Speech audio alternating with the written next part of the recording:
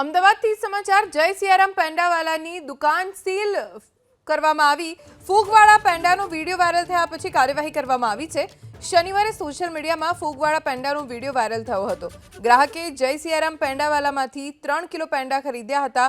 Box ખુલતા ફૂગવાળા peda નીકળતા food વિભાગમાં ગ્રાહકે ફરિયાદ કરી હતી। ફરિયાદના આધારે ફૂડ વિભાગ તરફથી ચેકિંગ પણ હાથ ધરવામાં આવ્યું। હવે ફૂગવાળા પેંડાનો વિડિયો વાયરલ થયા પછી સીલિંગની કાર્યવાહી કરવામાં આવી છે। જય સિયારામ પેંડાવાલાની દુકાનને સીલ મારી દેવામાં આવ્યું છે। શનિવારે સોશિયલ મીડિયામાં ફૂગવાળા પેંડાનો વિડિયો વાયરલ થયો હતો। ગ્રાહકે જય સિયારામ પેંડાવાલામાંથી 3 કિલો પેંડા ખરીદ્યા હતા। બોક્સ ખુલતા ફૂગવાળા પેંડા નીકળતા ફૂડ વિભાગમાં ગ્રાહકે ફરિયાદ કરી હતી। ફરિયાદના આધારે ફૂડ વિભાગ તરફથી ચેકિંગ પણ હાથ ધરવામાં આવ્યું।